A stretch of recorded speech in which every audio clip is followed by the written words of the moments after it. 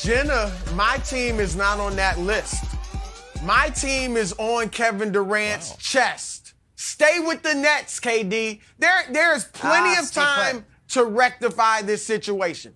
The Nets made a mistake by agreeing right away to KD's trade request and saying we'll work with his agent to find a team. No. You say, look, KD, we'll consider it, but we're going to do what's best for the team. We have you under contract for 4 years. We think you're an awesome player. We think you're the best player in the world. And we believe you can lead us to a championship. So unless we find a better deal, then we're prone to keep you. We'll look. We'll talk to people. And if we find something to our liking, we'll come to you and then go from there. But for now, get ready for training camp.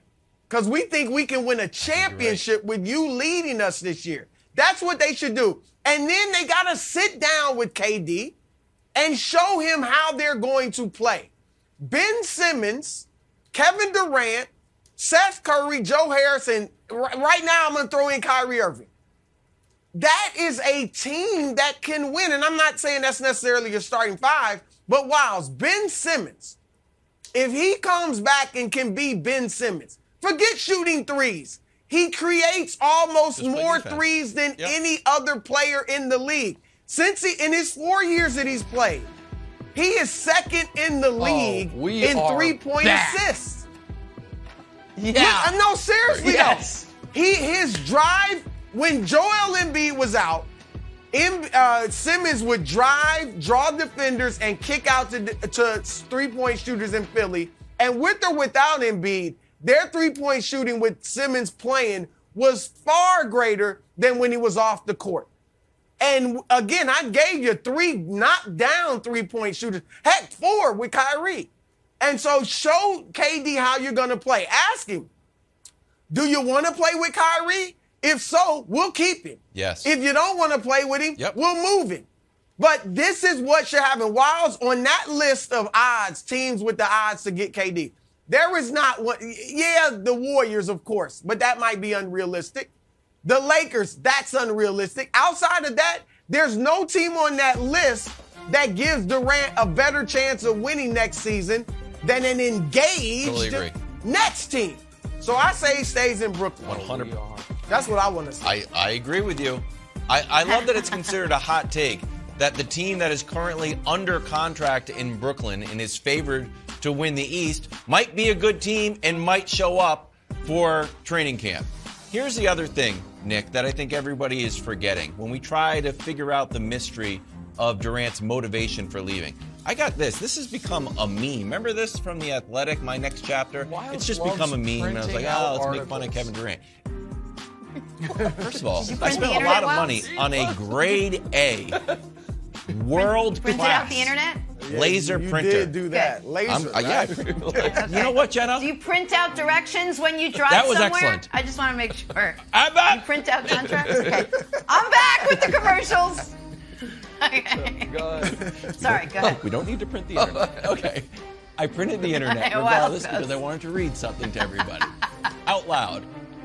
There you go. Why did he leave Oklahoma City? Everybody's got their own theories. Here's what he actually wrote that I thought was interesting. Potential for my growth as a player, part 1. Equal important is to find an opportunity that encourages my evolution as a man. So 1 part growth as a player, 1 part personal growth. When I looked at that team, the teams that might get Kevin Durant, what team offers potential for growth as a player and growth as, personal growth? The team that I thought was the best was old Heat culture, where Pat Riley and Haslam and Alonzo Mourning and Jimmy Butler, they provide a full experience of Heat culture that would help him, I think, grow as a player. And as far as personal growth, I think, he could have some personal growth in Miami, too, being part of that culture. So that's why I chose Miami. It seems like there's similar reasons why he left OKC to go to the Warriors. If you print out the internet, could be a reason why he leaves Brooklyn and goes to Miami. All right. Listen, there's so much here. Can we put up, can you guys just get ready, Bru's graphic on the three-pointers created? Because I want to go to that in a moment before I go to my actual team. Because neither one of you guys mentioned my actual team. You like that? The Miami thing is interesting. It is just so hard to make the trade work. And I know that's more my role on the show than yours, so that's not a shot at you, Wilds. Like, I have a couple things on this show that I get to be the expert on. One is fake trades. Another is, and this is related to Brew's take, what it's like to be the child of, what it's like to be the child of divorce. And Brew. Man, oh man, you are just sitting in therapy saying to the person, but it could have been so good between them. And I think, you know what? They haven't gone to court yet. And they're like, son, your dad has an apartment across town and he might already have another family. And it's like, no, I'm telling you, when the family vacation to Colorado Springs, it was so great. Like, look, Brew can't let go of the beloved Nets. However, if you are encouraging them to keep Durant, now can we show Brew's graphic? You know what sounds like a 3-point bonanza? What if you had Ben Simmons and Russell Westbrook on a team? Oh, KD stays. Oh, let me tell you, that graphic tells me they're just going to make all the threes in the world. A Ben Simmons, Russell Westbrook backcourt with KD and Seth Curry hanging out. Can I sell you on that? You're probably not opposed to it. I know. You want me to respond quickly?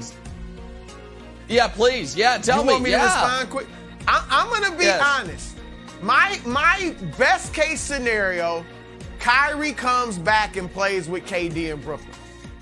But if KD would give the go-ahead for a Westbrook trade, like if he was like, I know I can play with Russ. Heck, we're a great team together, even though we didn't win a championship. Then I would be down with that. I think they would be good. Too. Russ is not a horrible player. Did he know you could play with Kyrie? Russ was in a bad situation. Okay. Yeah. So if KD signed off on that, I could do that. Yeah, and then LeBron can, play Russ and KD in the finals for a second time and beat them again. It'd be wonderful. Okay, now let me give you a team no one seems to be talking about. However, first of all, the trade works. Second of all, it checks every logical box. And third of all, it even checks maybe some emotional boxes. So show the trade. It's to New Orleans. So how does it work? You get the all-star player that they want. You get a young lottery pick that hasn't panned out in Jackson Hayes. And you get 5 first-round picks. 5. New Orleans can do it because they have all the extra picks. They have an extra pick from the Lakers. They have a bunch of extra picks from Milwaukee. They have all their own picks. So that's can we meet Brooklyn's demand? Box checked. Will this fulfill something for Kevin Durant? Unquestioned leader, a guy who can take Zion under his wing. We know he likes CJ McCollum's game. He's talked about it. And from a personal happiness standpoint, you ever known anyone who doesn't love living in New Orleans? I haven't. Some of the most beautiful people in the world, some of the best food in the world, some of the best culture in the world, an amazing city. And then the emotional standpoint. But what connection does Kevin Durant have to the New Orleans Pelicans? Oh, did he once play for Willie Green? Oh, he did. Did he win championships with Willie Green? Oh, he did. When Kevin Durant was at his absolute lowest, coming off the Achilles, who helped him get back to MVP form? I don't know. Steve Kerr checks every box. They can make the trade happen. I like it. Why not? They could win. Jackson, really? KD plus Zion the plus best CJ? I can get is Brandon. Look, for New Orleans, it's great. Yes, by all means, do it if you're New Orleans. Because first of all, those draft picks aren't going to be worth a thing. 27th, 28th, 29th in the league. No, those are the years. Come on. Those are the years. Picks. Those are the years, but the Pelicans are going to be great. The Pelicans are going to be great. Wow. So they're going to be low picks. That's what I'm talking about. Low first-round picks. What player are they going to get better than Ingram? Out. All right. Secondly, what player are they going to get fine. better than Ingram? But Jackson Hayes, I don't need Jackson Hayes. Not as the second best player in the trade for Kevin Durant. No, stop it. You better come with more than that. I don't know. You better come with more than that. He's better than DeAndre Ayton or Mikal Bridges. He's better than Tyler Hero. Jackson Hayes He's better than all the guys. Is better than DeAndre Ayton. No, Brandon Ingram. He's better than DeAndre Ayton. Brandon Ingram is. Ingram. No, I'm saying Brandon Ingram is the fine. best player you're going to be able to get. Oh, they take Jackson Ingram Hayes is out. fine. I don't care I'm about talking Jackson about Hayes. I need more than Jackson Hayes. Thanks for watching. Subscribe here to get the latest from the show. Also, be sure to check out more of the best clips from First Things First, or go watch a few segments from our other shows on FS1.